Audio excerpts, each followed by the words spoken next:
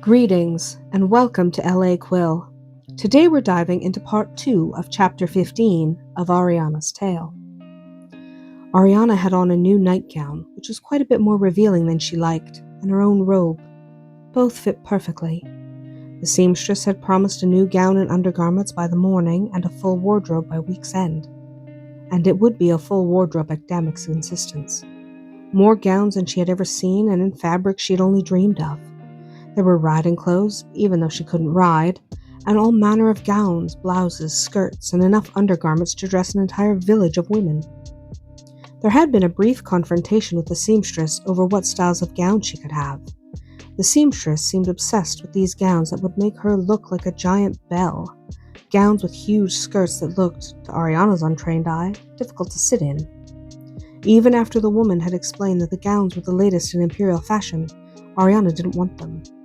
What did she care for fashion? She was a simple country girl, and she fully intended to remain that way. The seamstress hadn't agreed with her. The matter had been settled when Damuk had arrived to change his clothes after a fierce workout with his weapon master. He'd been drenched with sweat. He had said that she could have any style she liked, regardless of fashion. He had chosen the night clothes before she had even seen the seamstress, but everything else was up to her. She hadn't been appreciative and had told him as much. The night clothes were almost pornographic. Her breasts were only barely covered, and the nightgown had a slit on either side all the way up to her hip, revealing her slender legs. They were obviously designed for a man's pleasure and not for the comfort of a woman. Realizing how late it was, she moved toward the bed, thankful that she hadn't seen Damuk since this morning except for his brief appearance with the seamstress. If he would just stay away, at least most of the time. Then she wouldn't have to look at the face of her captor constantly. She would be happy to stay in this room all day as long as he was gone. His presence disturbed her in more ways than one. As if her thoughts had summoned him, the prince of the realm entered the bedchamber. When he saw that she was ready to retire, he smiled. "Don't let me stop you, sweetheart. I'll join you in a moment." She wheeled around abruptly and sat in one of the winged chairs before the blazing fire, determined not to do anything that might be mistaken for cooperation. Maybe it was just a little childish, but she couldn't help herself. He smiled, though he was certain she didn't see it. He undressed quickly, thinking of the night to come. It would be a welcome relief. Most of his day had been taken up with plans, except for his brief bout with the weapon master, which had been a blessed break from the intensity of the day. Damuk much preferred physical hardship to mental. Most of the day, unfortunately, had been spent strategizing. They needed to get into the Aryan Republic, right to the capital city of Sitha. It wouldn't be easy. The Republican army wasn't to be laughed at least not near Sitha. While they might not venture too far beyond its walls unless their king deemed it necessary, when they were near the capital, they were absolutely deadly. They were well trained and almost fanatically committed. If only we had a useful spy in their midst, he mused. But they didn't. The Republicans were as careful as the Imperials, sharing vital information only with those who were absolutely trusted, which made spies almost useless. Paranoia served one well during a centuries-long war. They had been at war with the Republic for 3 centuries now. The Empire couldn't take much more. It wasn't the battles, for in truth there were few battles to speak of. The mountains of Malara saw to that. It was the strain on their mages. The Empire basically ran on magic and had since the Republican king had stolen their waters 300 years ago. The magical reserves on this side of the mountain were dangerously low. If this stalemate didn't end soon, their people would start dying. In the desert, water was a precious resource, and without it there was not much hope for survival. Since the Empire had been relying on magic to bring water to their people since the war began, well, magic was a finite resource, as all mages knew. It wouldn't last forever, and then their people would die. Tossing his clothes into the bottom of his wardrobe, where his slave would eventually retrieve them, he pulled on a robe and headed toward Arianna, turning his attention to more pleasant matters. She tried to ignore him. That task was made more difficult when he grabbed her arm and forced her toward the bed. It became impossible when he started to remove her robe. She tried to evade him, but was unsuccessful. He was so much stronger than she, even without resorting to the use of magic. Within moments, she found herself in the bed beside him. He had let her keep the nightgown, but it wasn't much protection. He had chosen the nightclothes after all, and they were designed to be pleasing to his eye, not hers. "Hold still," he commanded, pushing her down into the pillows. He'd more or less left her alone since taking her from her village. No more. She was his, and the sooner she realized it, the better for both of them. If he had to force that point home, he gave a purely mental sigh. He'd do what he needed to do in order to make her understand her position here, provided it didn't harm the babe. And he'd had a long conversation with Faylene, the midwife, about what could harm the child. Nothing he planned fell into that category. Arianna decided to hold still for the moment, mostly because she was feeling a little nauseous. She could always fight him later, she supposed, once her stomach settled. She wondered what he was about, but not enough to ask. Damuk came up on one elbow to look at her. She was absolute perfection to his scrutinizing gaze, and that gaze moved from her emerald eyes to her shapely legs. He was glad she would be the mother of his baby. The child was guaranteed to be handsome, that much was certain. Maybe a little boy with black hair and emerald eyes. He smiled at the thought. Arianna was getting nervous. He was looking at her like she was a piece of property, which is how he thought of her. Her anger started to rise at the thought. "Can I help you?" she snapped, folding her arms over her breasts where his gaze had ultimately rested. He raised his eyes to meet hers, still smiling, but he said nothing, which irritated her enough that she tried to rise. He stopped her from leaving the bed, amused at how easily she angered. He made sure she was still and listening before he spoke again. "I'll come right to the point, sweetheart. Beginning tomorrow, you will break your fast in the dining hall with the court, by my side. You will also take your dinner there."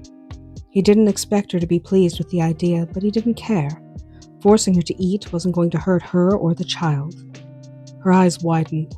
"What are you talking about?" She did not like the sound of this. He moved a hand to her belly, caressing his unborn child. "For some time now, there have been rumors circulating amongst the nobility. I don't wish to bore you with the details, but they concern the fact that I have yet to father a child. Soon your pregnancy will be evident to everyone. It will be more than enough to quell those somewhat unflattering rumors." She had been trying to remove his hand unsuccessfully, which amused him even more. His smile widened. "Why don't you just tell them and leave me alone?" she asked, exasperated. His smile was starting to annoy her. Damuk shrugged, his hand moving lower. "I have yet another motivation. You hardly ate anything today, according to the midwife. If you are with me for 2 meals during the day, I can ensure that you are eating properly. I would not have my child suffer from your tantrums." "Stop touching me," she screeched, grabbing his hand and flinging it from her. She glared at him. "I won't eat with you," she stated, her tone openly hostile.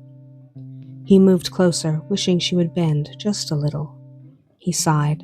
"You will. Even if I have to drag you myself." Those words were said with a calm certainty, but not with the cruelty or anger he'd exhibited toward her in the past few days. He was determined to hold on to his temper. Before this night was through, she would obey him. He began to stroke her hair gently. Arianna was becoming even more nervous, if that was possible. She wasn't used to this, Damuk. Usually her defiance made him angry. Now he was absolutely calm, as if nothing she could say would ruffle him in the least. She had noticed the difference when he had entered the room. What she didn't know was why, and that increased her trepidation.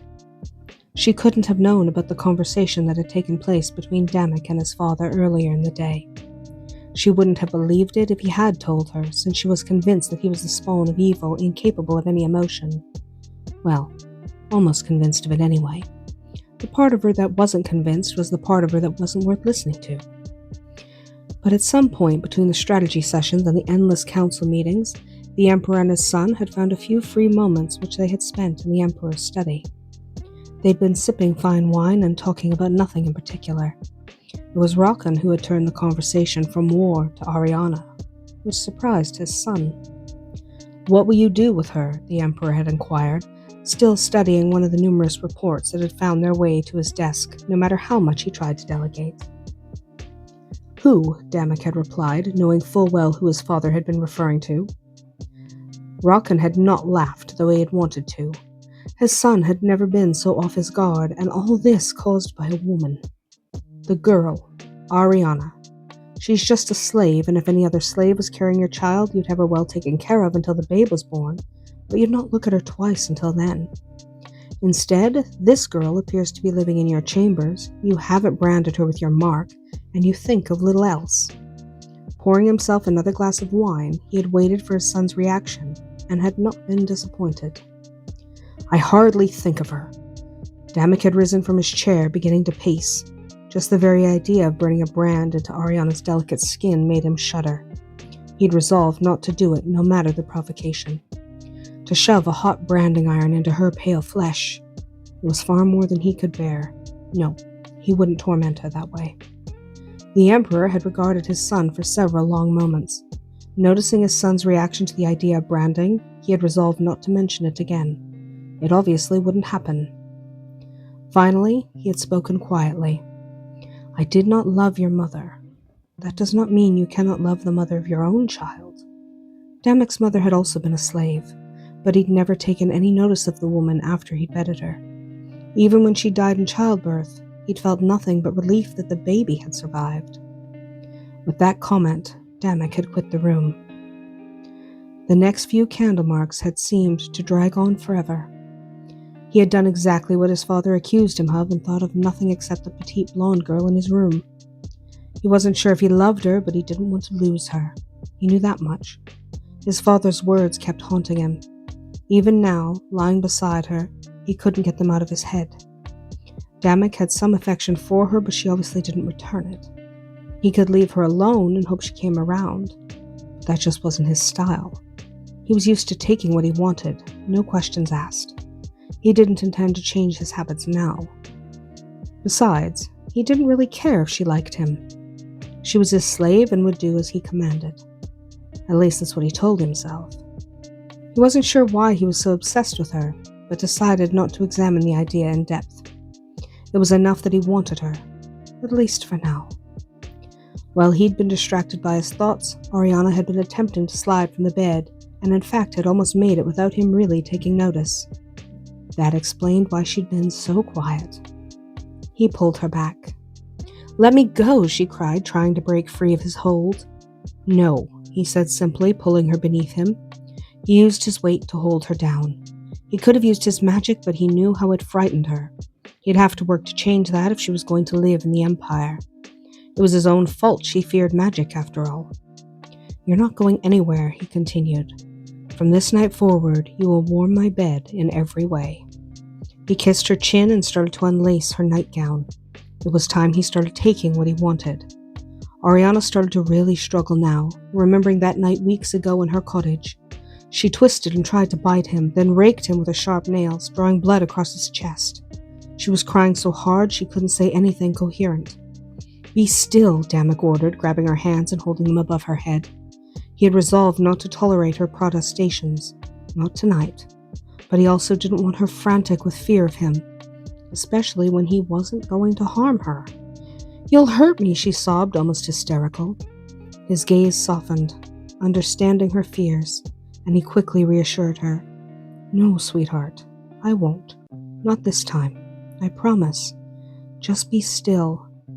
The only way to overcome her fears was to face him, and he knew exactly how to do that. Reaching for the laces of her nightdress, he smiled softly. And that's our tale from L.A. Quill today. If you enjoyed this chapter, let me know your favorite moments in the comments. Until next time, may your stories always be magical.